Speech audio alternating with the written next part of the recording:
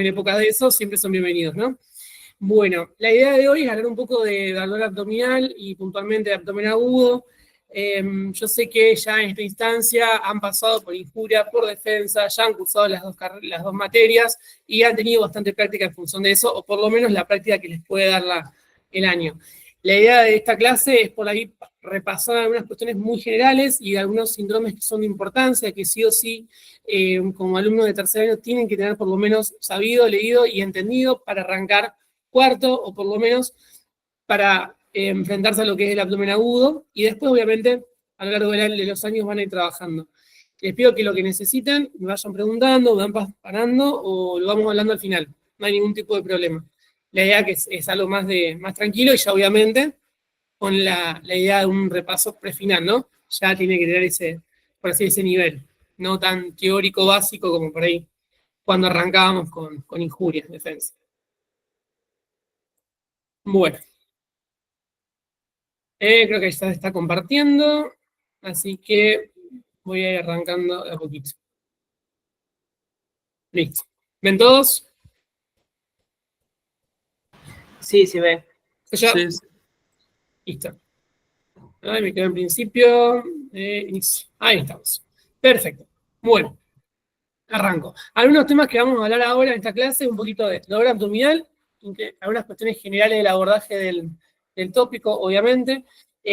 Vamos a meternos así puntualmente el abdomen agudo, más que nada diferenciar lo que es el dolor abdominal, porque no todo el abdominal es abdomen agudo, no todos hay que tomar la misma conducta, en algunos corremos, en otros no corremos.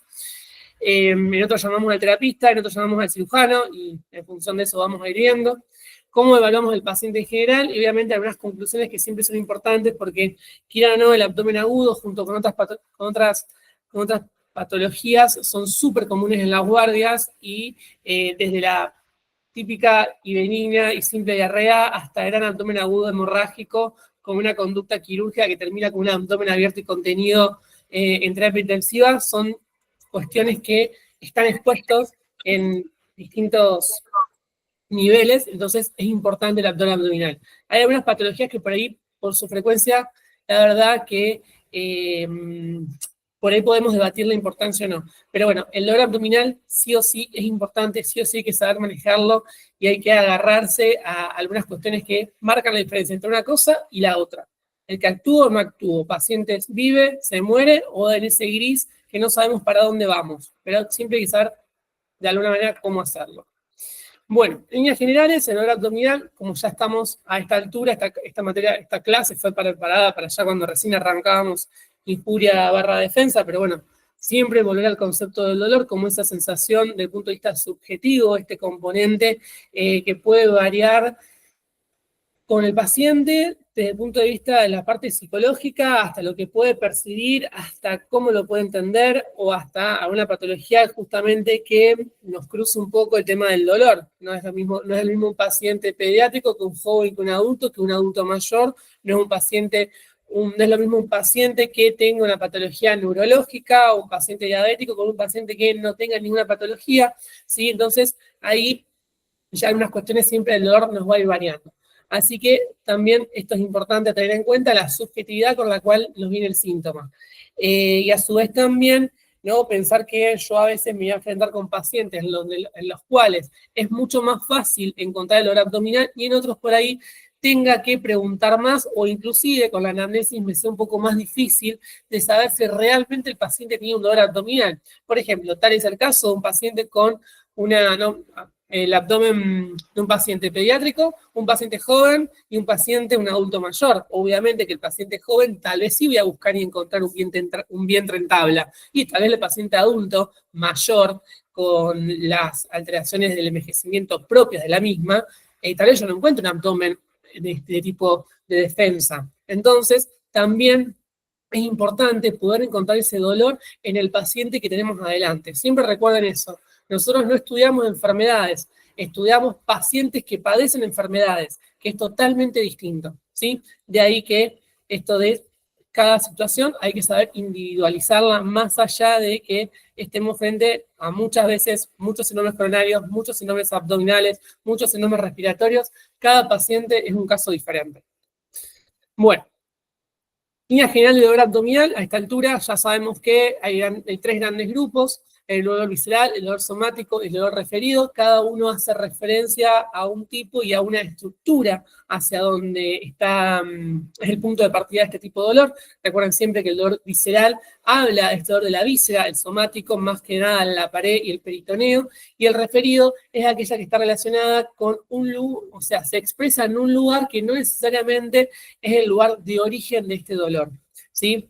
O a simple vista, la forma de expresión está a distancia del lugar que le está dando origen, ¿sí? Esto de epicentro y hipocentro, esa diferencia, lo cual nos habla de la diferencia de este dolor irradiado, que siempre es el dolor que va desde un punto hacia otro, ¿estamos? Pero siempre se da en la periferia del lugar que se dio origen. Por ahí eso es muchísimo más fácil que por ahí el referido, como siempre es el caso que uno usa como para tener en cuenta de la apendicitis, con la cronología de Murphy, que siempre a veces, en algunas situaciones, aparece en el epigastrio, después se moviliza hipocondo derecho a flanco derecho, y finalmente focaliza en la fosa ilíaca derecha, que a veces aparece de esa forma, y a veces, como que la particularidad de la apendicitis, como ya a esta altura por ahí habrán visto en algún momento, esto que hasta a veces no nos da síntomas, y es todo un hallazgo.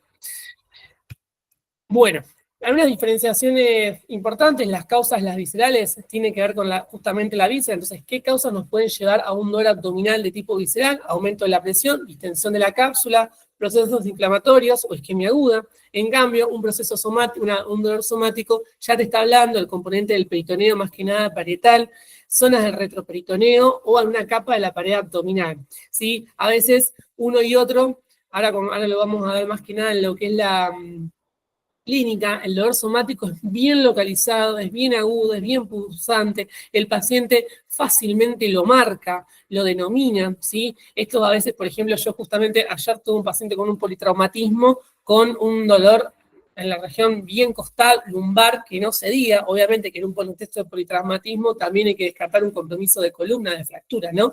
Pero bueno, en este paciente no había que dejar de pensar que estaba sangrando. Obviamente que este paciente entra con un hematocrito de 27, al rato tiene un hematocrito de 17, este paciente entró en cirugía, tenía un hemoperitoneo bastante importante, ¿sí?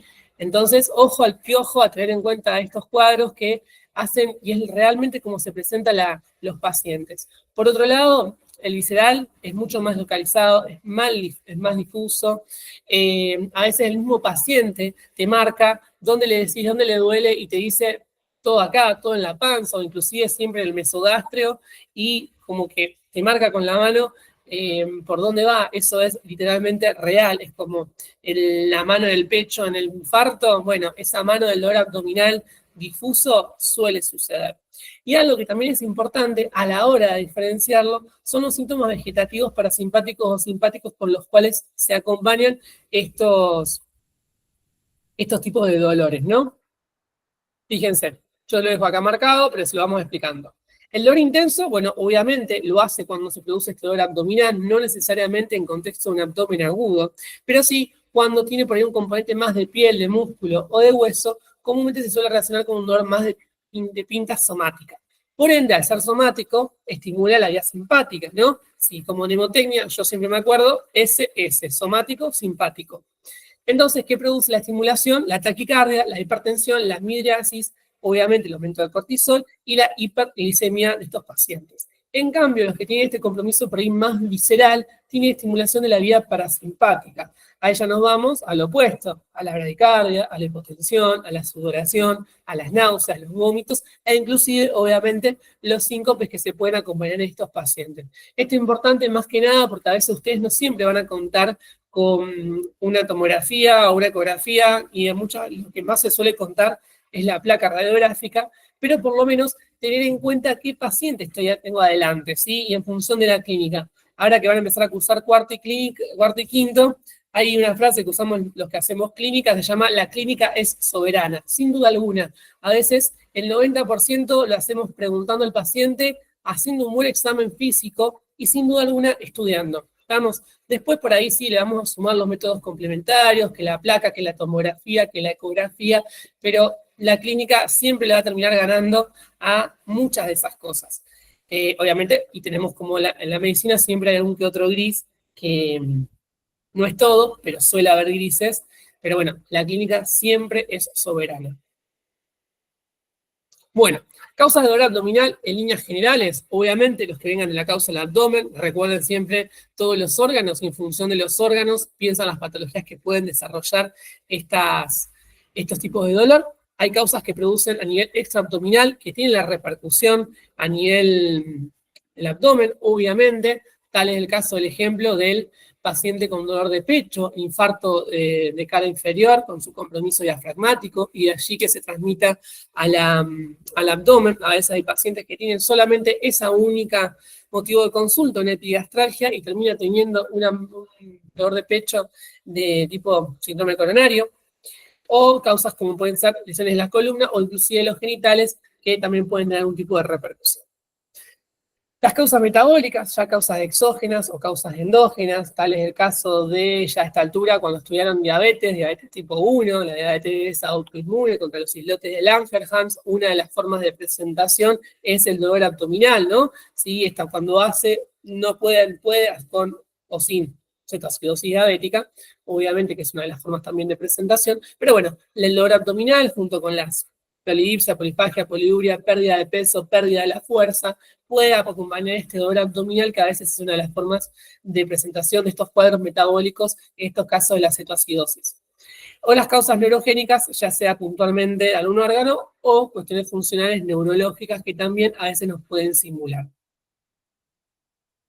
Bueno, esto también es interesante, siempre recordar que es un dolor abdominal de tipo agudo y un dolor abdominal de tipo crónico.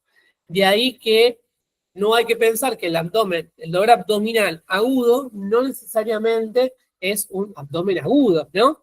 Entendiendo que el dolor abdominal agudo, si yo lo estoy clasificando según el tiempo, comúnmente se toma como un concepto menos a 7 días, ¿sí? Después podemos ver si es intra o extraperitoneal, pero más que nada, ¿por qué? Porque cuando ustedes hablan puntualmente del abdomen agudo, ahí sí, no vamos a esperar 7 días, tenemos que tener un tiempo mucho menor porque el paciente corre peligro de vida, ¿sí? Entonces, eso ya nos habla de hay que saber diferenciar esas dos palabras, el dolor abdominal agudo y el abdomen agudo como síndrome. Y además, el dolor abdominal agudo tiene como eje, como centro, sin duda alguna, el dolor abdominal, ¿sí? En cambio, el abdomen agudo tiene el dolor abdominal, pero a su vez se acompaña de algunas que otras cosas que ayudan a este diagnóstico, que lo hacen tan importante a resolver, ¿sí? Por eso sepan hablar cuando vayan a rendir, o inclusive para la vida, porque uno está formándose para la vida, para cuando esté enfrente a un paciente, que tienen que saber diferenciar cuando hablan de abdomen agudo, de dolor abdominal de tipo agudo, ¿sí? Vamos por ahí. Abordaje general del dolor, esto es muy rápidamente lo repasamos, pero recuerden siempre, como hablamos los profes y las profes de semio, primero la anamnesis, saber definir todo el síntoma, ¿no? Es usar la mnemotecnia la Alicia Fredusa.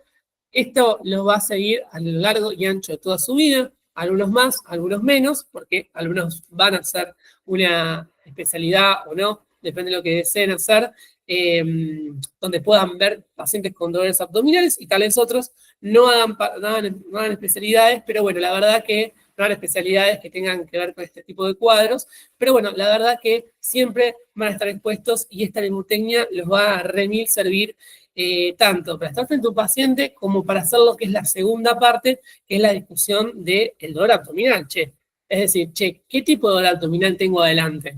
¿Es una colecistitis, una colangitis, es una diverticulitis, es una diverticulosis, una diverticulitis complicada, es una isquemia, tengo un quiste de ovario roto, tengo un aneurisma de aorta, roto o no?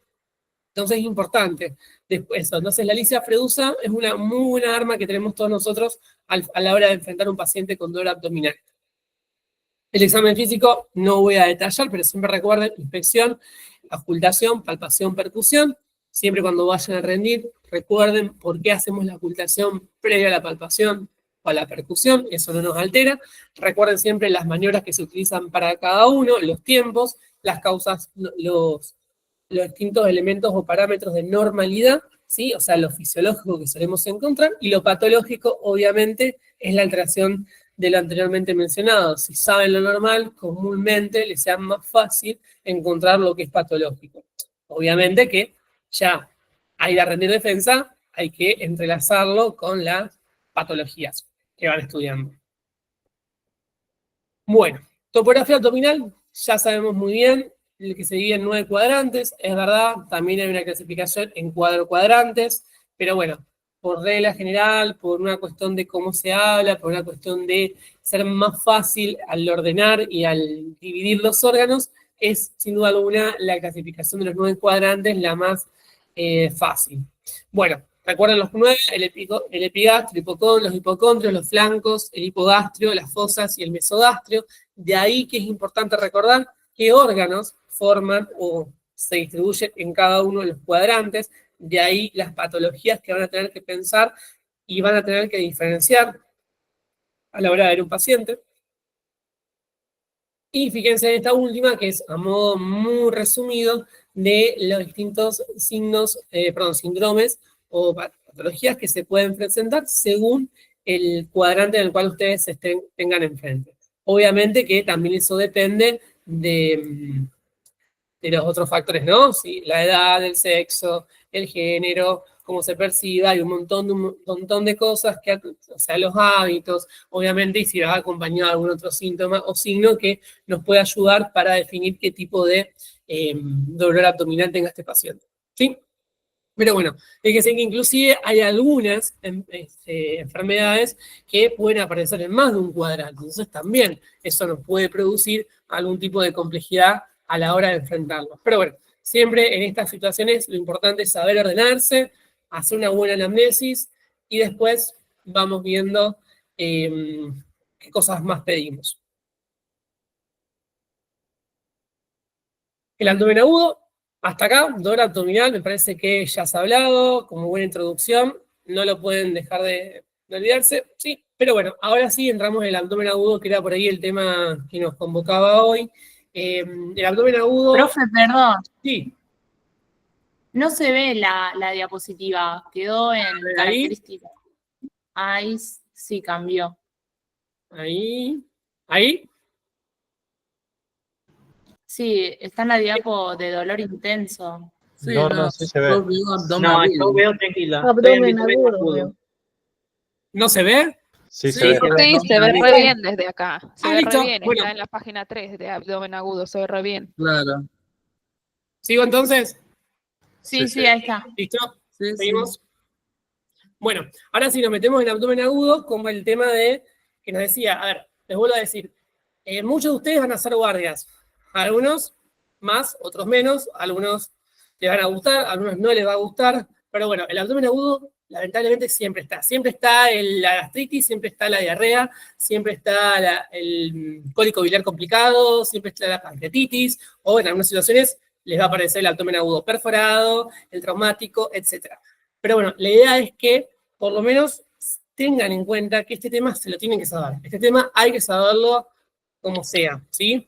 Y además, en cuarto año van a tener una clínica, que es la clínica quirúrgica, donde van a estar cursando con los cirujanos, las cirujanas, y esto se van a meter un montón en este tema. Y es importante, ¿sí? Así que hay que saberlo. Creo que por ahí también es el hincapié de que siempre me toca cuando me llaman los chicos del ALDE a dar abdomen agudo, porque por ahí es el que, no sé, aparece como que tiene más conflictos. Pero bueno, es un tema bastante lindo y, como siempre, cuando más panzas toquen en el normales, se van a dar cuenta cuando el abdomen es patológico en la guardia, o en el consultorio, o en donde estén. Bueno, a modo de repaso, recuerden siempre que si bien tiene el dolor abdominal como centro, se acompaña de signos, de síntomas que le van a ir sumando un montón de cosas y le van a dar mucha información en cuanto a para dónde van a tener que irse, o sea, en cuanto a las patologías que pueden diferenciarse, según esto que yo le había dicho, estos 9 cuadrantes que tenían previamente. Después, obviamente, los dos grandes grupos de abdomen agudo es si es quirúrgico o es médico. Es decir, más que nada tiene que ver con la resolución y con la conducta. Es verdad que hay algunas patologías que decimos, que nos las tiramos entre los que hacemos clínica y los que hacemos cirugía. Tal es el caso, el ejemplo de la pancreatitis. ¿De quién es? ¿Del clínico, del terapista o del cirujano propiamente dicho, ¿no? Porque cuando operamos, cuando no lo operamos, cuando ponemos antibiótico, cuando no ponemos antibiótico, el paciente tiene que estar en una sala, el paciente tiene que estar en una terapia intensiva. Ese por ahí es un buen ejemplo de un gris entre quirúrgico y médico. Pero bueno, la verdad que el resto, muchos otros, sí tienen una conducta quirúrgica y no se debate, y otros con una conducta médica y tampoco se debate. Pero bueno, eso, para llegar a eso, tienen que haber estudiado dolor abdominal y abdomen agudo. Entonces, según manejo, como acabo de decirles, además médico quirúrgico. Bueno, dentro del abdomen agudo médico tienen muchas clasificaciones, pero por ahí algunas que son más cómodas, que a mí me gustó y es bastante directa, es abdomen agudo médico, causas abdominales. Es decir, ejemplos. Esto más que nada para que sepan para el momento de rendir. Tal vez no tengan que saber todos los ejemplos, eso indudablemente no es así, perdón, es así, pero bueno, hay algunos que son. Por lo menos llévense un caballito de batalla a la hora de recordar y decir, bueno, uy, pará, como mnemotecnia, che, este es abdomen agudo médico, abdominal, por ejemplo, este. Y así sucesivamente, como para que tenga un ejemplo siempre de referencia a la hora de encarar un paciente cuando corresponda. Causas torácicas, una neumonía, un infarto agudo de miocardio, la pericarditis, que inclusive se presentan todas estas como dolores de pecho o epigastralgias, simplemente. De ahí que siempre es importante que cuando ustedes tengan la posibilidad de ver un paciente y si en ese lugar, no sé, tienen la posibilidad de hacer una placa y se la hacemos, obviamente según los criterios que tenga, pero por ahí un dolor de pecho que descarta una patología aguda cardíaca, es decir, yo ya descarté, no sé, infarto por un electro, por troponina, y el dolor calmo, y che, pedir una placa de tórax aunque te presente una epigastralgia. No te vayas directamente a solamente lo gastrointestinal. Piensa en ese momento las distintas causas que pueden presentarse. Las causas metabólicas dentro de la respuesta del abdomen agudo médico, como ahí les doy el ejemplo, y causas neuríticas, como el famoso herpes zóster, que ya habían estudiado el tema del herpes, la varicela. El abdomen agudo quirúrgico, causas inflamatorias, tal es el caso de la apendicitis, la colecistitis, la diverticulitis. Después las causas obstructivas, bridas, tumores, claro ejemplo del cáncer de colon, ¿sí? Una de las formas de presentación es el ilio. Después ya vamos a ver qué es un ilio paralítico, qué es un ilio mecánico. Pero bueno, como a modo de introducción, tengan ese ejemplo de obstructivo. Perforativo, ¿sí? Por ejemplo, que haya una víscera que se rompa, tal es el caso de la úlcera gastroduodenal, paciente que viene a la consulta por melena, es decir, materia fecal, color brea, negro oscuro, con olor, ácida. Los divertículos complicados, ¿sí? Cuando te hacen la diverticulitis perforada o un divertículo perforado, después hay que ver qué clasificación le corresponde, ¿no? Dentro de las clasificaciones de diverticulitis, o el caso del SEA de colon también, no solamente puede obstruir, sino que puede perforar.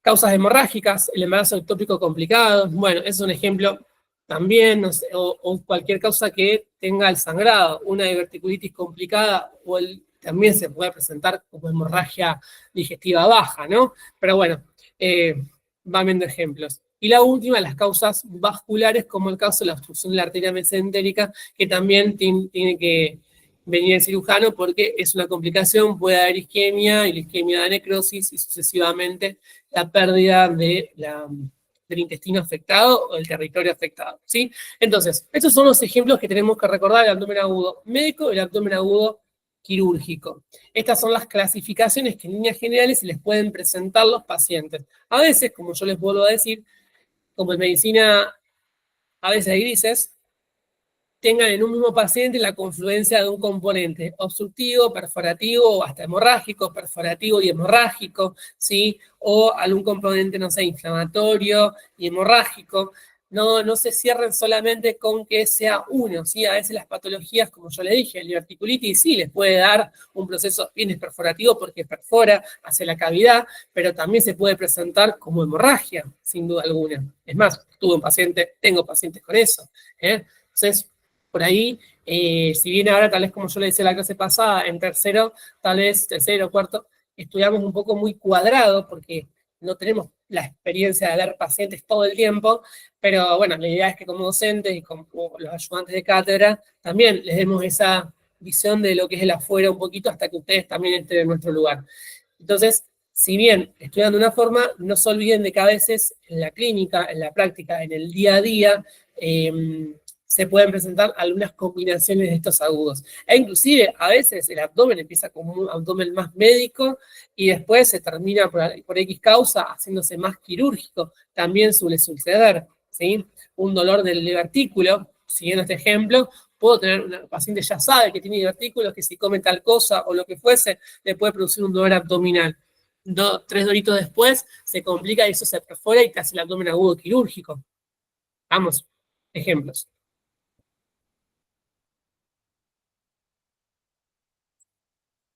Bueno, un poquito más de ejemplos.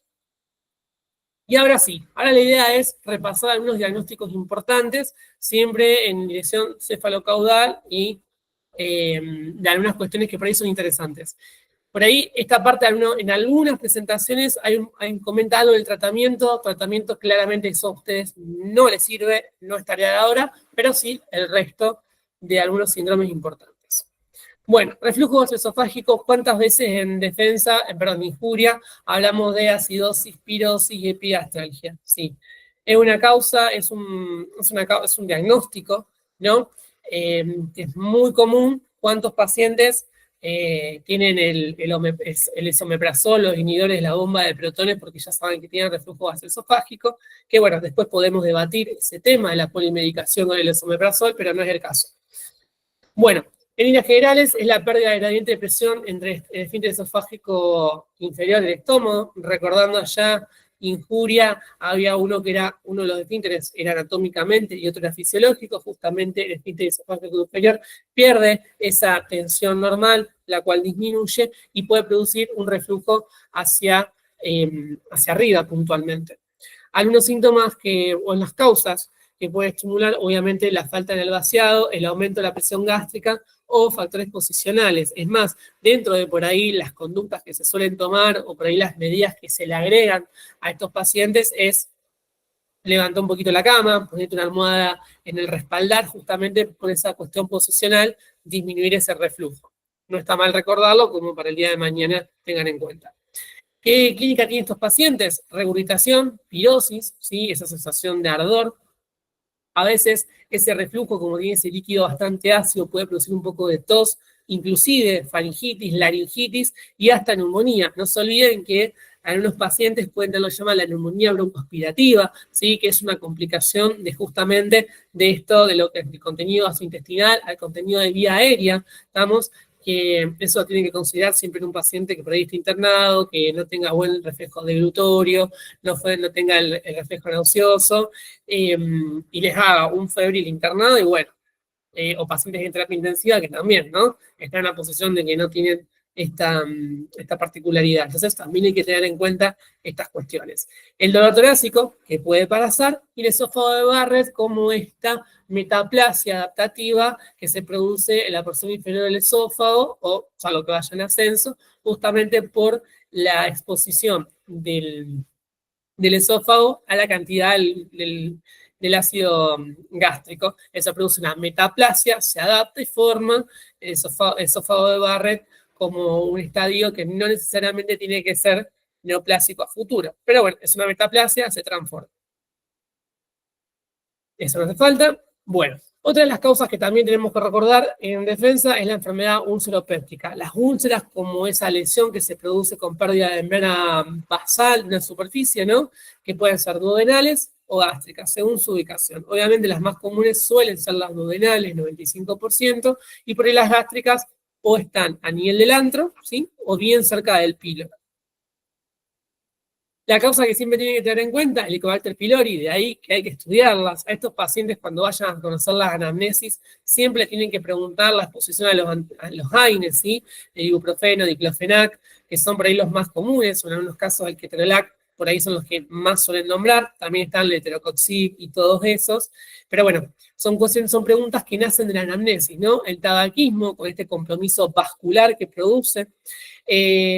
y situaciones de estrés. ¿Sí? A veces yo he tenido pacientes que no tienen pylori, no tienen AINES, no tienen tabaquismo y te cuentan que han cursado previamente un gran episodio de estrés, el paciente llega con un sangrado de hemorragia digestiva, ¿no? Entonces, a veces no dejemos de lado el concepto de la salud mental. Más que ahora, creo que somos una generación todos, ya que le damos mucha pelota a la salud mental. ¿Qué clínica pueden ir estos pacientes? La epigastralgia, ¿sí? En cuanto a la duodenal, puede calmar con alimentos, las gástricas tal vez aumentan con los mismos. Igual no siempre eso es un parámetro, ¿sí? No se la vuelen con esos detalles.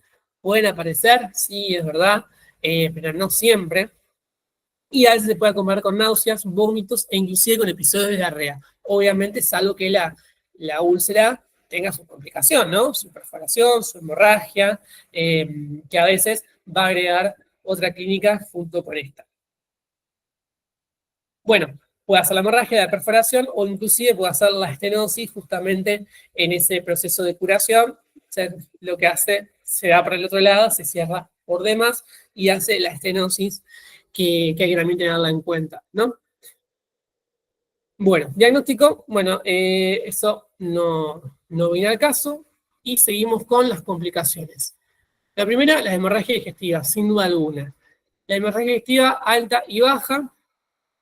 Una de las clasificaciones es el ángulo de Trace, aunque hace poco hubo una modificación, pero bueno, podemos seguir también teniendo en cuenta esto.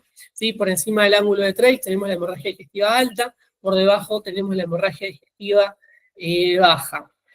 Recuerden siempre que también tienen que hablar de un concepto que es el shock, que es una de las complicaciones, por lo menos en defensa, en injuria de defensa, aunque sea entender que es un concepto de shock, ¿sí? Es decir, cuando hay hipotensión que no está respondiendo, saber que una de las complicaciones de hemorragia digestiva es la hipovolemia, ¿sí? Y que, bueno, la hipovolemia hay algunas clasificaciones que sean en estadios, grado 1, 2, 3 y 4, otras que se clasifican en leve, moderada y grave, donde sin duda alguna los signos vitales vuelven a ser de lo más importante porque en función de ellos nos vamos guiando por dónde anda este tipo de hemorragia. Tal vez a veces hay momentos que ustedes no pueden poner una sonda nasogástrica porque no tienen, porque no saben, o no pueden pedir un estudio más puntual, pero sí tienen la capacidad de saber medir los signos vitales de estos pacientes y también en ese contexto poder evaluar y poder considerar, che, este paciente tiene una hemorragia que está haciendo un shock hipovolémico.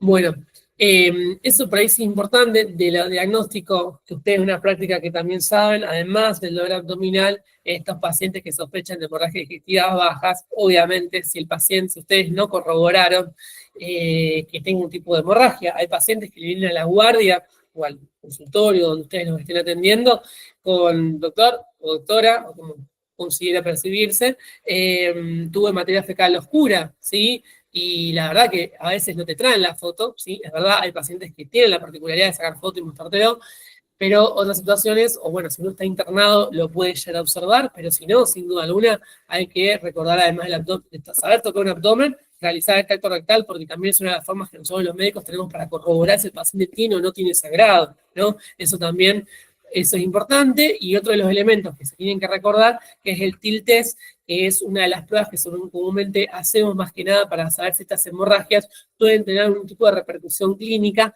que tiene que ver con la alteración de la presión arterial y la frecuencia cardíaca, si el paciente está acostado y después tiene la sedestación, ¿sí? Si se produce una alteración de la presión y la frecuencia cardíaca, es un TIL test positivo y el paciente podría estar frente a un cuadro, o sea, de repercusión clínica de esta hemorragia. Oh, profe, una consulta, perdón. Sí. Lo del test, ¿cuáles son los rangos de sistólica y diastólica para confirmar, por ejemplo, que el paciente, por la dicha hemorragia o otra causa, esté en cuadro de hipovolemia? Yo había leído que sería menos de 20 milímetros de mercurio para sistólica y 10 para la diastólica. ¿Es así o en la práctica? Sí, aproximadamente en 20 y 10 cada una, sí. Eso es más o menos los valores que maneja. Sí, está bien, es correcto. Es correcto. A veces no es tan marcado, es una realidad. pero bueno, hay que ver en qué momento también lo agarramos al paciente de la hemorragia, ¿sí? A veces tampoco nos da ni tiempo de hacer tiltés y lo manejamos por otras cuestiones. Pero bueno, sí es más o menos ese cambio entre 20 y 10 20 uno y 10 el otro. Y la compensación, obviamente, la frecuencia cardíaca justamente para compensar la pérdida de sangre. Algunas clasificaciones, hay un montón, yo solamente les recuerdo esta clasificación de la que es la escala de Forrest, como para que sepan, información que puede sumar, que es justamente siempre pensar que a veces las hemorragias por las úlceras hay que saber considerar dónde están, porque en función de cómo están, los pacientes pueden volver a resangrar, ¿sí? Eso también es importante a la hora de evaluarlo. Esto ahora, la verdad que no creo que nadie les tome un Forrest, pero sí les sirve como concepto, más que nada para que sepan que no es porque una hemorragia, una úlcera principalmente, haya dejado de sangrar, hay que dejar de estar atrás de ella, ¿sí? Hay algunas que, bueno, está bien, cuando es un grado 2C, por ejemplo, bueno, por ahí el índice de sangrado es muy bajo, pero cuando tenemos sangrados tipo 1A, 1B, no nos quedamos tranquilos con una simple veda y a veces hay que hacer una segunda veda justamente para corroborar que no hay ningún tipo de problema. Necesita el second look. Bueno, y ahora sí, por ahí cuando ya terminamos todo lo que es la porción superior del epigastrio, por así decirlo, nos vamos más que nada al hipocondo derecho, donde ya ahí nos empieza a aparecer todo lo que es la patología biliar. Dentro de ellos tenemos algunas cuestiones que por ahí son más sencillas, yo no me voy a meter tanto en detalles porque me parece que a esta altura ya muchos saben un montón de cosas, pero sí hacer hincapié en algunas cuestiones importantes de cada uno de estos. Dentro de la litiasis vesicular sí es importante saber la definición, obviamente es la piedra, el lito, que se ubica en la vesícula biliar, que puede estar complicada, no complicada, ¿sí? Que hay factores predisponentes para desarrollar, creo que ya todos debemos conocer un índice de masa corporal, según su alimentación, según las características del paciente, hasta algún que otro componente genético que pueda desarrollarlo. Saber que puede estar formada por el colesterol, pueden ser pigmentarios o inclusive pueden ser mixtos. La clínica es una clínica mucho más sencilla con respecto a las otras. ¿Por qué es importante recordar esto? Porque justamente como en una porción tan pequeña pueden producirse un montón de patologías, saber diferenciar la litiasis vesicular de otras causas es importante porque la litiasis vesicular yo la puedo mandar de alta tranquilamente a la casa y cuando tengo que considerar otros síndromes, otras enfermedades y tengo que tomar una conducta de que el paciente internarlo o hasta algunas cirugía directamente, como entró, va a quirófano. Entonces eso es importante. Saber que la patología biliar, el gol estándar es la ecografía en la mayoría de los cuadros, ¿sí? Salvo en alguna que otra, podemos sumarle, no sé, una Colife RMI, una CPRE, pero bueno, la ecografía por ahí le gana mucho, siempre recordando que la ecografía tiene este concepto de operador dependiente que a veces no es muy fidedigno, ¿no? Y esa particularidad, pero bueno, dentro de líneas generales, la litiasis vesicular es el menor de estos problemas.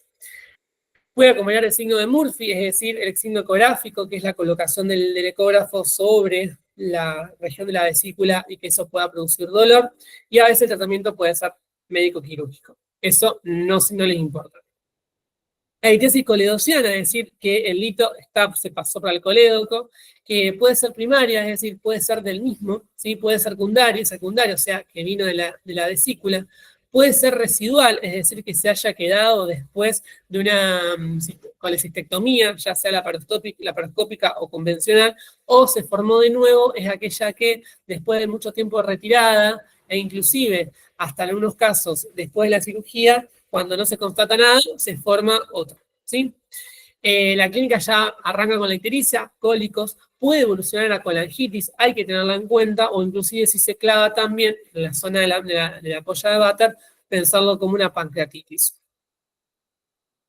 La colecistitis, claramente con la inflamación de la pared, de la vesícula, estos pacientes es importante cuando ya nos vamos a lo que son los laboratorios, ¿sí? Estos pacientes tienen la leucocitosis, que pueden tener una hiperbilirubinemia, con también algún compromiso hepático, obviamente con la TGO, la TGP, e inclusive la FAL, que hablan de este compromiso y este tocamiento de la vesícula al hígado.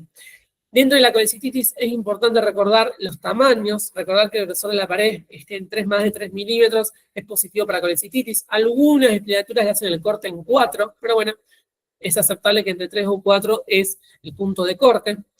El diámetro transverso de 4,5 centímetros, ¿sí? O sea, el diámetro transverso de la vesícula, y las colecciones a veces pueden aparecer colecciones líquidas perivesiculares. Esto es importante más que nada para cuando ustedes tengan que dar la ecografía, el ecografista les manda el informe, ustedes sepan entender que la ecografía en un paciente con una leucocitosis le está haciendo fiebre, ojo al piojo porque puede estar desarrollando una colecistitis. Y ahí vamos a ver si el paciente lo interno o tengo que hacer una conducta quirúrgica. A veces algunos cuadros los enfriamos, es decir, los esperamos, le hacemos antibióticos, los calmamos un poco cuando esté la vesícula más desinflamada, se opera, y otros, si la conducta corresponde, obviamente, y la clínica del paciente acompaña, los cirujanos deciden, o cirujanas deciden también tomar conducta aguda.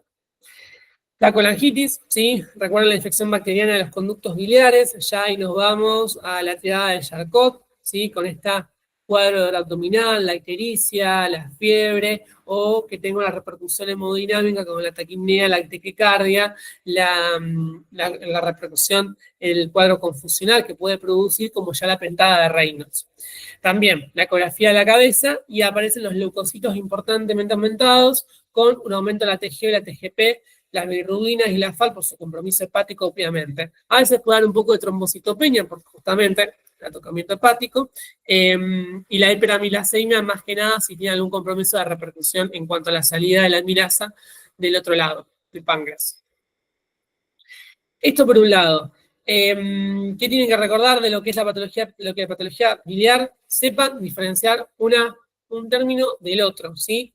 Sepan diferenciar lo que es una litiasis, un síndrome coledociano, una colecistitis, una colangitis, inclusive la pancreatitis, que después yo la voy a mencionar, o inclusive la hepatopatía, ¿sí? Acá es muy importante los criterios de uno y los criterios de otro, porque eso les va a marcar para dónde van. Inclusive acá es muy importante el laboratorio, ¿sí? Porque fíjense que en algunos muevo las bilirrubinas, otro no muevo la bilirrubina, otro muevo las enzimas hepáticas, otros simplemente apenas algún que otro de los parámetros, y otros por ahí ya, no sé, por ahí tengo un componente hepático normal, tengo una bilirrubina normal, y tengo una amilasa elevadísima, ¿no? Entonces, ahí ya, por ahí sí la patología biliar, pancreática y hepática, hay que también ver un todo, no solamente quedarnos con el laboratorio o inclusive con la ecografía.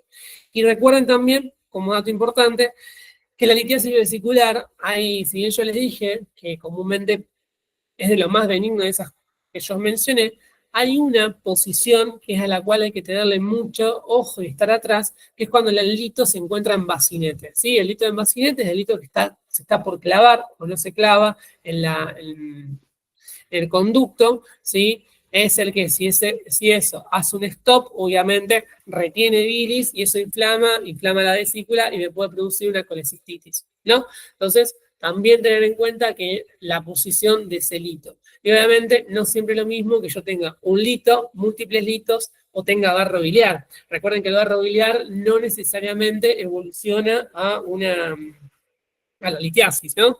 A veces sí, a veces no. Pero bueno, entonces recuerden esas cuestiones también a la hora de encarar estos cuadros. La patología hepática, la hepatitis, recuerden siempre la definición, las causas, la clínica, la ecografía. Me parece que meterme en detalle ahora no haría falta, pero sí saber que la hepatitis puede presentarse con dolor abdominal, puede tener con o sin hepatomegalia. Dentro de las causas, ya habíamos mencionado previamente, pero están estas causas bien agudas, esas causas crónicas. Dentro de las causas agudas, piensen las causas virales, las causas de consumo, las causas bacterianas, los microorganismos que tienen algún tipo de repercusión en el hígado, consumo de sustancias, fármacos o patologías crónicas, tal es el caso de algún hepatocarcinoma, etc.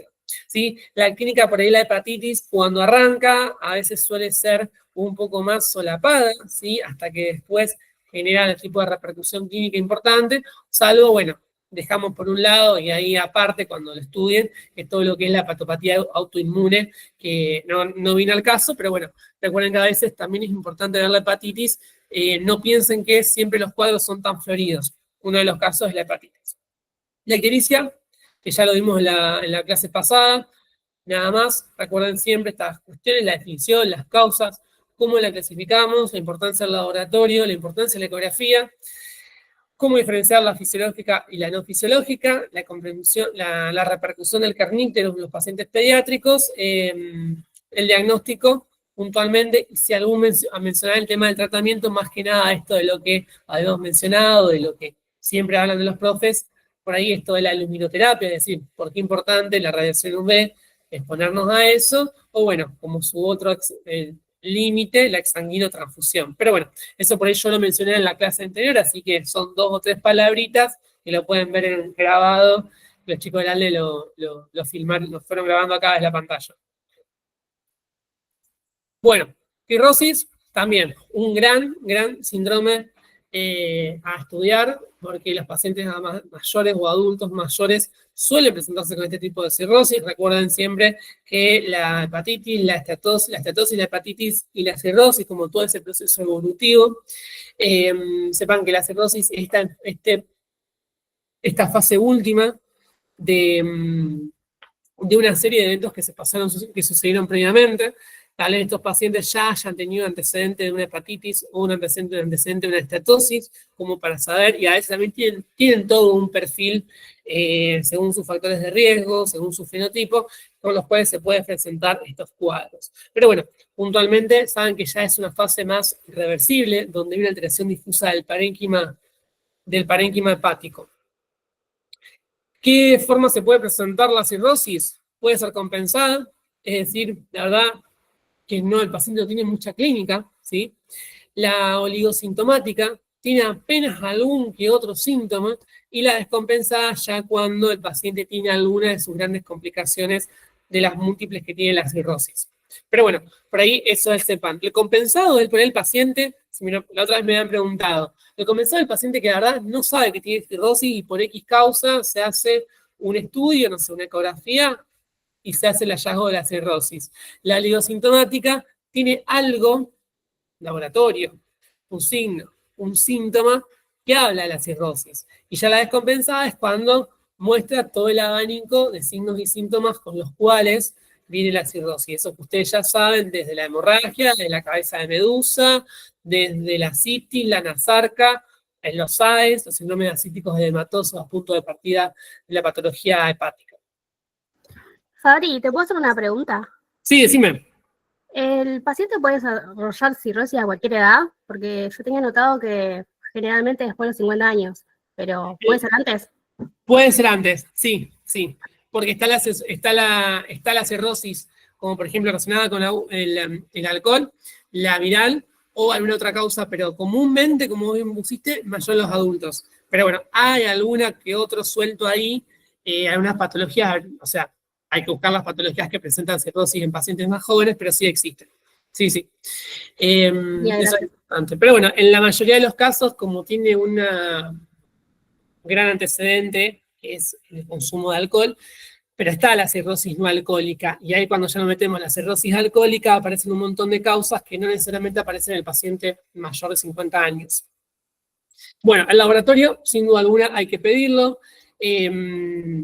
Acá, no solamente cuando pidan hígado, yo no sé si lo mencioné previamente, pero también recuerdo, no se queden solamente con el hepatograma básico, es decir, bilirrubina total y fragmentada, colinesterasa, FAL, gamma GT. Siempre sumen el hemograma, sumen una función renal, sumen unos tiempos de coagulación. Es importante saber el paciente tiene un TP o un KPTT, ¿sí? Porque a veces no solamente por la repercusión hepática puntualmente que le produce, por su valor que produce con todos los factores de la coagulación, sino también a veces estos pacientes tienen que tener una conducta quirúrgica. Así que un paciente que sangra a más no poder, hay que saber si le pasamos monoplasma o si reponemos algo. Ni hablar si el paciente es cirrótico y es anticoagulado, ¿no? Creo que ustedes ya en tercero dan anticoagulación.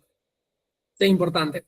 Y obviamente después también algunos marcadores, no sé, por ejemplo, lo que es albúmina, lo que es proteínas, como para saber qué paciente. Yo puedo tener un paciente con un síndrome cítico hematoso, tengo que saber las proteínas y la albúmina más que nada para después hacer el score de gasa, ¿sí? Para saber si esas causas son de la hipertensión hepática o no.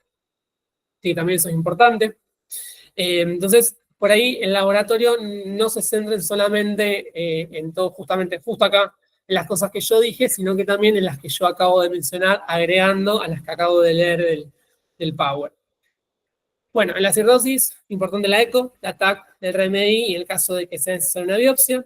Y bueno, algunos marcadores que nos pueden ayudar en la función, esto que siempre uno pregunta y es importante saber, ¿no?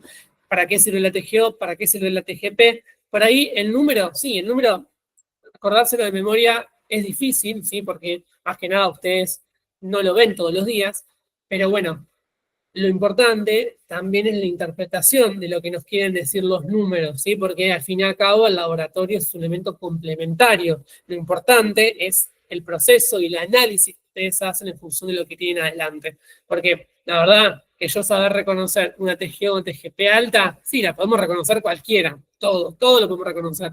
Pero saber analizarlo, bueno, hay que saber analizar un laboratorio, hay que saber por qué viene cada cosa. Yo puedo tener un TGO, una TGP aumentada, y no tengo que pensar siempre en una cirrosis. Por ahí esta paciente está haciendo la congestión hepática de la sepsis o de un cuadro infeccioso, ¿no? Entonces, hay que saber siempre el laboratorio o los estudios complementarios, ponerlos dentro de un paciente al cual padece ese cuadro. Entonces, eso también es importante.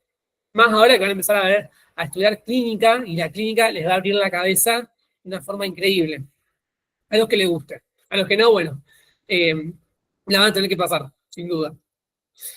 Bueno, a modo de comentario, las complicaciones de la cirrosis, este cuadro de estado confusional, encefalopatía hepática producida por la alteración del amonio y el amoníaco, ¿no? De ese cuadro del complejo del proceso fisiológico normal que aumenta y produce el estado confusional con sus distintos grados, grado 1, grado 2, grado 3, inclusive 4 en algunas literaturas.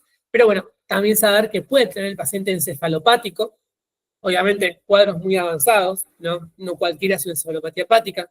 La hipertensión portal, como esta presencia de la circulación colateral, porque claramente la porta está aumentada su presión y tiene que buscar todo el sistema de circulación colateral para redistribuir el flujo. La asitis y la SAEL, o el síndrome asítico hematoso, yo puedo tener la asitis puntualmente abdominal o que el paciente se evidencie totalmente hematoso más allá de la asitis. Bueno, ahí tengo que pensar que haya un componente no solamente cirrótico o alguna otra causa, ahí ya va a aparecer lo que es el riñón, justamente. De ahí que, bueno, es importante porque ustedes cuando vayan a estudiar clínica van a tener que saber esos pacientes si hay que pulsarlos o no. Algunos de ustedes van a aprender, espero que todos, a hacer una paracentesis, o sea, hacer la punción desde la fosa ilíaca izquierda hacia el punto de McBurney izquierdo para poder obtener líquido y poder hacer en función de eso los criterios del GASA y en función de eso poder entender qué paciente, el síndrome asítico hematoso que tiene el paciente, ¿sí? Las peritonitis bacterianas espontáneas que comúnmente se pueden producir por la translocación, con complicación importante de la cirrosis, cuadros que pueden evolucionar a peritonitis, cuadros que pueden desde ser fácilmente resolvibles a que el paciente vaya a estar internado en una terapia intensiva. El síndrome hepatorrenal, obviamente, que si tengo un hígado que la verdad está fallando, el riñón va a tener que tener una repercusión, es decir, el riñón con su gran función de los electrolitos y el manejo de los líquidos, va a tener sin duda alguna, si yo estoy teniendo una asitis donde estoy teniendo líquido a un tercer espacio, obviamente que el riñón va a tener un tipo de repercusión. Por eso ahí van a aparecer el valor de las proteínas dando vuelta, tema de clínica, pero bueno. Entonces, piensen que también va a haber un riñón que está fallando. Y obviamente una de las causas, lesión tan crónica que produce la alteración del epitelio, ¿no? Del parénquima, mejor dicho, puede evolucionar a un carcinoma hepatorrenal. Así que eso también es importante tenerlo en cuenta dentro de la cirrosis. Sepan estas cosas importantes, la cirrosis compensada, la cirrosis descompensada, la oligosintomática, las complicaciones que pueden llegar a dar cada una y sin duda alguna cómo se interrelacionan unas con otras, ¿sí? ¿Qué quiero decir? El ejemplo de las varices esofágicas se unió tranquilamente con lo que yo mencioné anteriormente, que son las hemorragias digestivas altas o bajas, ¿no? Entonces, cómo todo se va a ir cruzando. De ahí que cuando ustedes tengan un paciente, o sea, estén enfrente a un paciente con un dolor abdominal, en sus cabecitas van a empezar a pasar todos estos distintos síndromes, ¿sí? Lo que hay por ahí estudian un montón. Fíjense que ustedes tienen que en algún momento verlo en una consulta clínica de 15, 20 minutos, 30 minutos, o a veces menos, porque bueno, los sistemas por ahí administrativos o burocráticos demandan un poco de menos tiempo. Pero bueno, sepan que esa práctica, este crecimiento y el estar sentados estudiando, o sea que estudien, va a tener algún tipo de beneficio siempre. El proceso es importante. Bueno, nos vamos al páncreas. Recuerden que la pancreatitis principalmente es aguda, es crónica. La que más van a encontrar es la pancreatitis aguda. Algunas cuestiones importantes para que les quede acá claro. Comúnmente se produce la obstrucción de la papila, ¿sí? Esto puede producir una activación de las enzimas que puede hacer repercusión tanto local como generalizada. Algunos libros hablan de este concepto de la teoría del doble golpe, que quiere decir que vos tengas en cuenta que hay una reacción inflamatoria local, ¿sí? Pero esos pacientes se te pueden incendiar en 3, 2, 1 a nivel generalizado. Por eso hay pacientes de la pancreatitis, como yo les decía, este paciente es quirúrgico, lo opero porque tiene un lito, o lo mando a terapia intensiva porque es una pancreatitis alitiásica. ¿Y qué hago una pancreatitis alitiásica? ¿Tiene criterio de estar en una sala de internación que lo sigan los clínicos o tiene que estar directamente internado en terapia intensiva con monitoreo 24/7? Es uno de los grandes gris en cuanto a tratamiento quirúrgico, tratamiento médico. Si en algún momento justo les sale a hacer el ejemplo de la pancreatitis cuando vayan a rendir, o en el día de mañana cuando justo tengan una de las especialidades que está ahí en el medio de este cuadro, bueno, van a ver que es un gris. Entonces está bueno por ahí saberlo, que estas situaciones cuando llegue el momento van a tener que saber cómo desenvolverse. El dolor es epigástrico, la epigastralgia, puede acompañarse vómitos, puede acompañarse ictericia, a veces puede tener lo que son el síndrome de Cushing y de Grey-Turner, más que nada como estos hematomas que aparecen en la pared abdominal, algunos a nivel de las fosas, de los flancos, y otro bien en la zona periumbilical. Esos son poco específicos, poco comunes. Yo vi uno solo, pero el de Cushing. Pero no es algo que aparezca siempre. Por ahí la pancreatitis sí viene con este dolor epigástrico, este dolor en el cinturón, que no cede. La posición maometana es más común, les diría.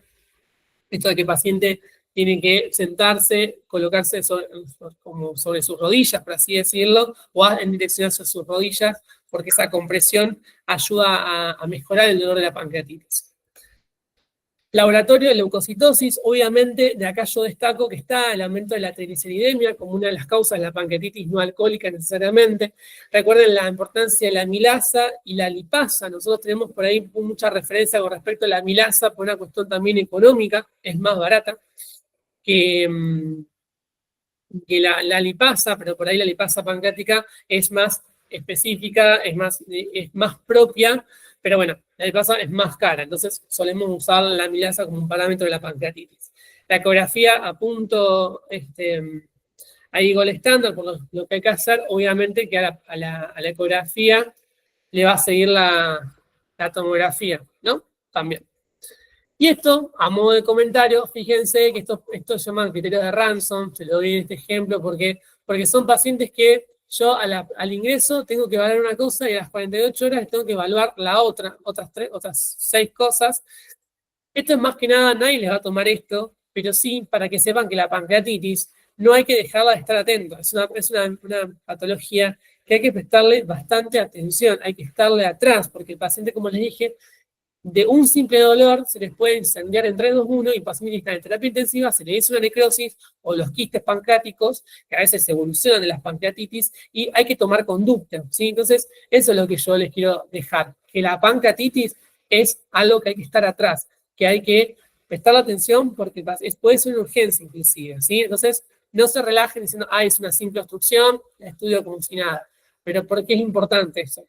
Hay algo que yo también hablo mucho cuando doy las clases, que es enseñarles a ustedes a aprender a hacerse cargo, ¿sí? Eso es lo que los profes de senior, por lo menos yo intento, que se empiecen a hacer cargo desde el tercer año de lo que están estudiando, porque el día de mañana van a ser médicos, médicas, o como se perciban, y van a tener que estar frente a un paciente y saber decidir qué hacer, cuándo hacer, y hasta a veces cuándo no hacer también. Patología intestinal. Síndrome diarreico, no hay mucho para... Yo no voy a meterme en este tema, sí saber que la mayoría de las causas de las diarreas suelen ser benignas, gran compromiso las patologías virales. ¿Cuándo me va a llamar la atención una diarrea? Cuando es disentérica, sangre, mocos, pus, o cuando es una diarrea que no cede ante nada, cuando es de muy larga data, cuando ya pasó la primera semana o inclusive algunas pueden ser un poquito menos y hay que tomar conducta, o cuando tiene algún componente que me está llamando la atención y decir, che, esta diarrea tiene algo, tal vez no es disenteriforme, no es disentérica, perdón, pero hay algo que no me termina de cerrar, ¿sí? Entonces, a veces hay que estudiar un poquito más. Por ahí no es lo mismo un paciente, obviamente, o sus antecedentes, ¿no? Tal es el ejemplo, como ustedes ya lo han estudiado, la diarrea con Clostridium, ¿sí? Yo a veces una diarrea con Clostridium no estoy esperando una semana para no prestar atención, sino que esos pacientes voy a tener que hacer una buena anamnesis y saber si esos pacientes estuvieron expuestos a antibióticos previamente. Y tal vez con 1, 2 muestras de material fecal yo ya pueda sospechar que estos pacientes tengan algún componente. Pero en líneas generales, sepan esto, la mayoría tienden a ser benignas, su componente viral es muy importante, hay que saber seguir las pautas de alarma, es decir, las red flags del síndrome diarreico, que son estas que yo mencioné previamente, ¿sí? Y que en algunos casos podemos hacer tratamiento simplemente sintomático en el domicilio y otras veces hay que tomar la conducta de estudiarlo mucho. Dicho sea de paso, no olvidarse de estudiar hidratación, más que nada, cuáles son los síntomas que hay que tener en cuenta al evaluar al paciente con la hidratación, porque es una de las complicaciones del síndrome diarreico al cual hay que estar atrás, más que nada en algunos momentos de la vida. Niños, embarazadas y adultos mayores, o en algunas épocas.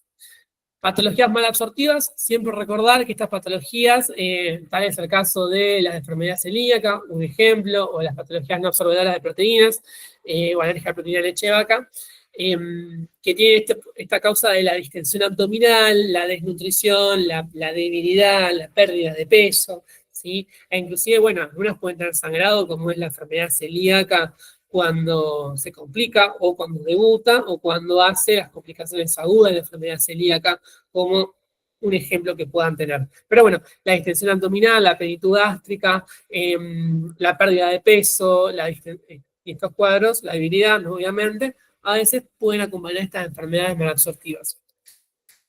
Ya no nos queda tanto, la oclusión intestinal, recuerden esto también es importante porque hay pacientes que les van a venir con catarsis negativa, ¿sí? Con no eliminación de gases o inclusive les va a venir con el motivo de consulta vómitos, ¿sí? Desde vómitos biliares hasta un vómito fecaloide.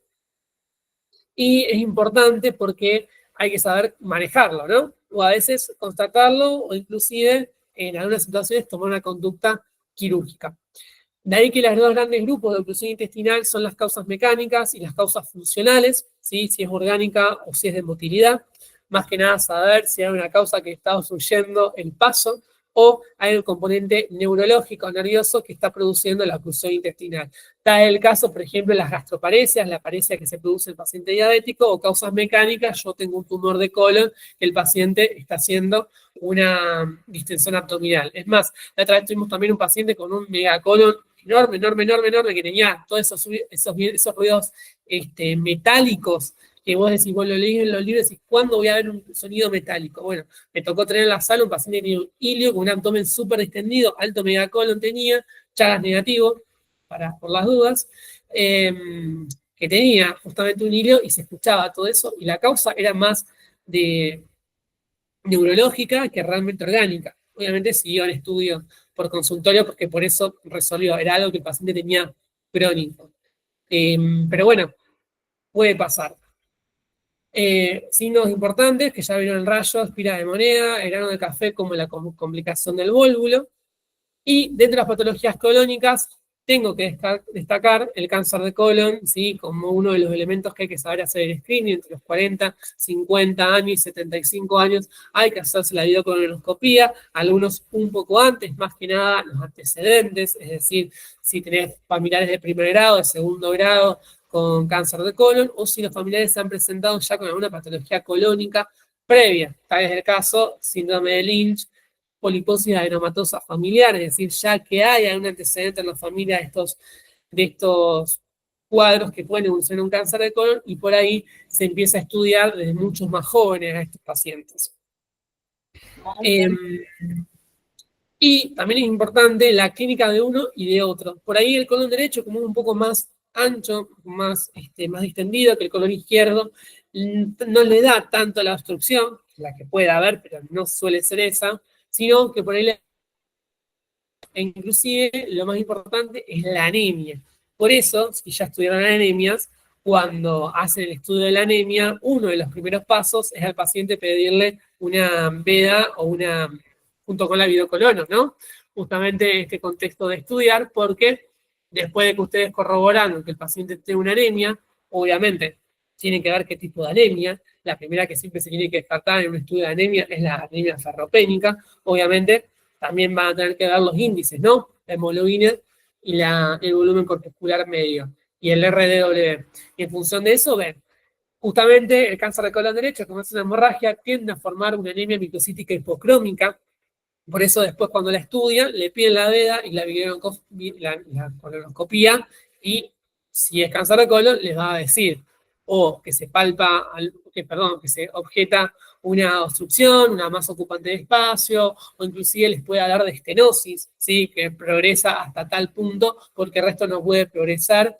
Y a veces hay cáncer de colon que son con sangrado activo y otros no tanto. Por eso hay pacientes que tienen una anemia más crónica, ¿sí? Que la tienen hace mucho y no se han estudiado, u otros pacientes debutan con estas anemias bastante importantes. En cambio, el cáncer de colon por ahí es un poco más, el cáncer de colon izquierdo, tiene, como al ser más pequeño en cuanto al volumen, presentar más clínica obstructiva que el otro. Inclusive a veces proctorragia, y a veces se complican los cánceres de colon, como ya habíamos dicho, les puede hacer un abdomen agudo quirúrgico perforativo. Bien, Profe, sí. perdón, ¿puedes volver a la diapositiva anterior para que yo saque un screen? Sí, decime. La otra. No, una más. Ahí, Sí, sí, gracias. dale. ¿Ya está? Sí, Bueno, sigo.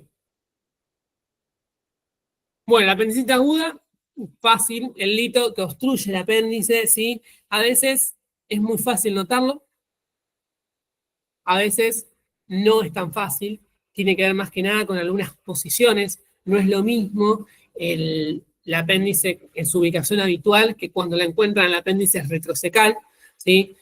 De ahí que esa es por ahí la más inconstante, la más difícil de darse cuenta, porque por ahí el paciente tiene un dolor abdominal totalmente inespecífico, como la leucocitosis, no te queda otra que operarlo después que le hiciste tal vez una ecografía y, si en lo posible, una tomografía. Bueno, la diverticulitis y la diverticulosis, recuerden la enfermedad diverticular del colon, que son todas esas pequeñas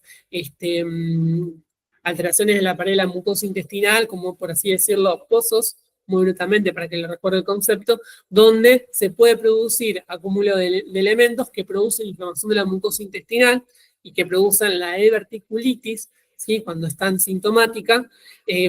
Yo puedo también tener un dolor, un cuadro de la complicación de la diverticulosis, por ahí un abdomen doloroso en el abdomen inferior, muy inespecífico, que por ahí responde con tratamiento sintomático, o tengo una diverticulitis donde el paciente ya lo tengo que poner antibiótico e internarlo. Y a veces estas diverticulitis se pueden perforar y darte lo que es la complicación, que es la peritonitis, ¿sí?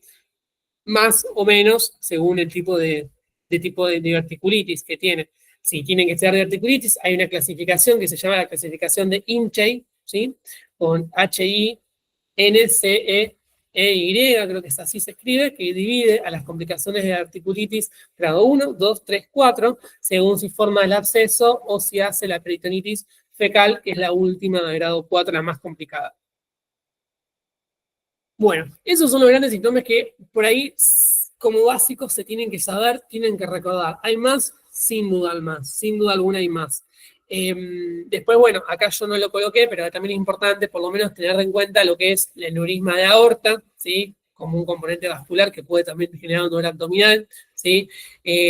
La peritonitis como tal, por lo menos recuerden que es la complicación de muchas de estas cuando se infectan, ¿sí? Después van a ver qué tipos de peritonitis existen, pero eso es más por ahí de cuarto y de quinto cuando vean gastro y cirugía. Y acá lo importante de estos pacientes, de estos cosas, de estos temas, de estos síntomas, de estos síndromes, es saber diferenciar, saber pensar. Recuerden que a veces uno quiere llegar al wow, tengo el diagnóstico, y la verdad que el diagnóstico es un elemento más que se llega si ustedes hicieron bien el proceso, ¿sí? Es decir, que no hace falta de querer ser wow, el que le pega el diagnóstico. Podés pegarle al diagnóstico de diferentes maneras, pero lo que a vos te va a ganar como médico, lo que ustedes tienen que lograr, es lograr el pensamiento. Guste o no guste, la clínica está en todos lados. Seas un hematólogo que ve simplemente un frotis y tiene que hacer el cálculo de las plaquetas, sin duda alguna, a usted te va a importar cuál fue la clínica del paciente para el cual vos le estás haciendo el frotis de plaquetas. Así que siempre la clínica, y ahí necesitan todo el procedimiento, el pensar el paciente desde el minuto 1, así que trabajen por aprender el proceso más que querer pegarle al diagnóstico. Porque el proceso, si está bien hecho, les va a salir el diagnóstico. Eso en cuarto, en quinto, van a aprender a saber lo que es discutir un caso clínico, como hacemos nosotros, lo de clínica, es, un motivo de consulta, ¿cómo lo voy armando? Hasta que digo, bueno, esto es el paciente, esto tiene el paciente. Entonces, de a poco, no quieren buscar simplemente el diagnóstico, piensen qué es lo que diferencia a una cosa de la otra, o inclusive qué cosas son semejantes. Bueno, ¿qué cosas siempre preguntamos? La gravedad del cuadro, más que nada para descartar si hay una conducta quirúrgica o no, ¿sí? La estabilización hemodinámica, no es lo mismo que yo tengo un paciente 120-80 que un paciente 80-40, ¿no? A veces, bueno, la laparotomía y la laparoscopía, eso es criterio de los cirujanos, pero bueno, hay pacientes que tienen una conducta quirúrgica, eso es importante. Siempre saber la historia clínica en detalle, de todo lo que ustedes ya saben, más los métodos, más los estudios complementarios, ¿sí? Saber pensar en los diagnósticos diferenciales que les pueden ir apareciendo, e inclusive a veces pueden estar confundidos, y es parte del proceso médico confundirse, ¿sí? Pero bueno, ¿qué hacemos ahí? Vamos a los libros, vamos a la ecografía, o vamos también a quienes sepan y nos permitan aprender y que nos enseñen. ¿Vamos? No tengan miedo de preguntar. Y para eso están los especialistas, y para eso están ustedes, para formarse después en especialistas los que quieran serlo. Bueno, y en líneas generales, algunas conclusiones importantes, por ahí la que más me importa es la última, como yo les dije. Recuerden que estudiamos pacientes, no estudiamos laboratorios, no estudiamos imágenes, o solo signos, o solo síntomas, o le queremos pegar al diagnóstico. Estudiamos pacientes, vemos personas que están padeciendo afecciones, que hay que estarles atrás, que hay que cuidarlas. A veces vamos a tener el diagnóstico más fácil, a veces vamos a tener el diagnóstico más difícil, o a veces también no vamos a tener un diagnóstico claro, y hay que saber también eso, ¿no? Eso por lo pronto, así que espero que les haya servido la clase. Estoy abierto a lo que me quieran preguntar, o si hay algo también que no les haya gustado, también para mejorar. Eso no hay ningún problema. O inclusive, si quieren hablar algo más, lo podemos hablar. Tengo tiempo, así que no hay drama. Ok, profe, muchas gracias. Muy buena la clase. Gracias. Yo tenía una consulta. En cuanto a la obstrucción del intestino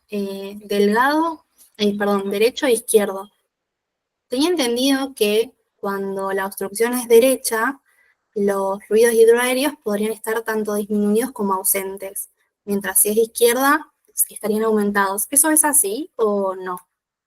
Claro, ¿y se te ocurre por qué? Sí, pero bueno, nada, en un examen lo dije y me dijeron que no correspondía.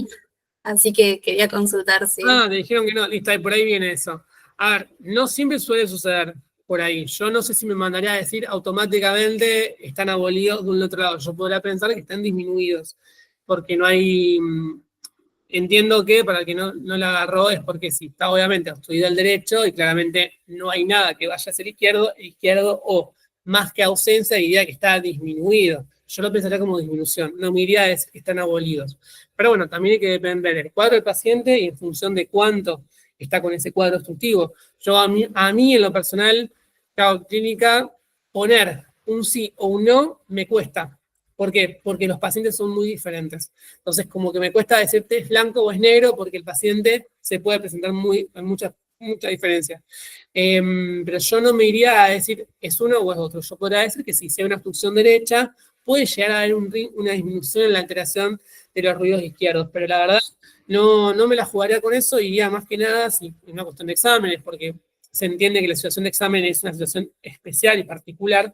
Por ahí, o podrías preguntar al docente qué tipo de patología estás pensando, como para que te guíe a vos, o qué momento la patología tiene, porque justamente también dependemos de esos factores, pero en líneas generales no sé si solamente me llevaría a considerar el hilio como, perdón, la causa colónica por eso. Yo no haría tanta diferencia con eso, sino que por ahí la clínica puntualmente viene por esto, de si es la anemia o el cuadro obstructivo más de uno izquierdo que del otro.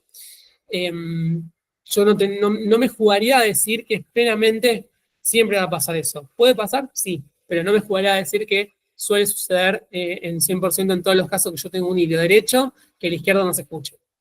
Hay que ver cuándo lo agarro, en qué momento de la obstrucción. Bien, perfecto, gracias.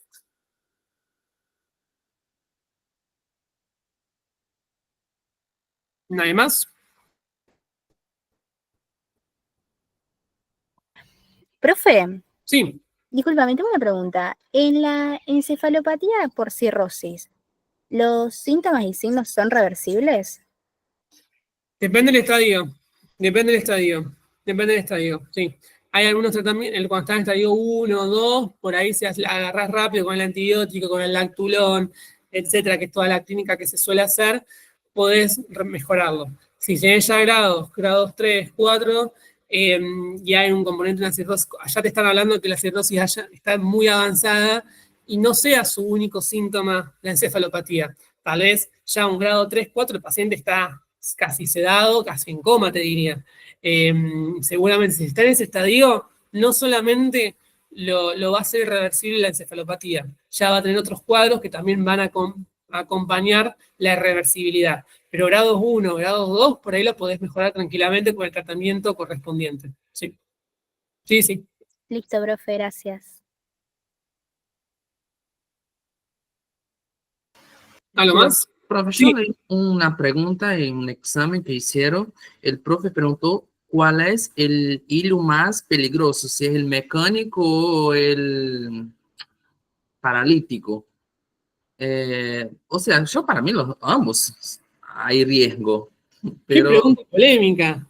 sí, porque para mí Es hay una pregunta riesgo, polémica porque porque tiene si que ver es mucho la causa y que mecánico, depende en qué paciente es grave y cómo.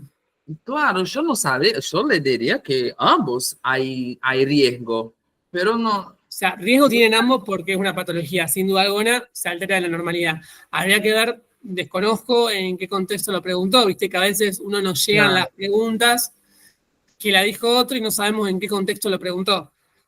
Por ahí, no sé si era cirujano o era clínico o qué especialidad tenía, tal vez iba a algún lado puntual o de qué puntualmente hablaba. Pero podríamos de un día, no sé a quién te referís, o por ahí podrías escribirle y preguntarle, como bueno, creo que todos los docentes que damos clases solemos más ser accesibles, por ahí preguntarle eso. Yo no, creo que tiene que ver mucho con el paciente que tenemos adelante y la causa que le está generando la obstrucción. claro. Creo que los dos son agudos y los dos hay que a veces cuando sé que hay que tomar una conducta. Depende de la cosa que le dé origen. Ajá.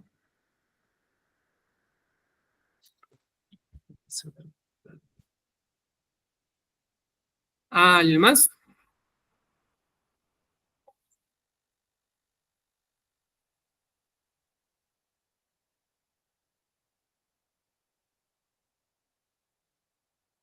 Bueno, si están, cualquier cosa, nos mandan un mensaje a los del aire, me comentan a mí o lo que sea.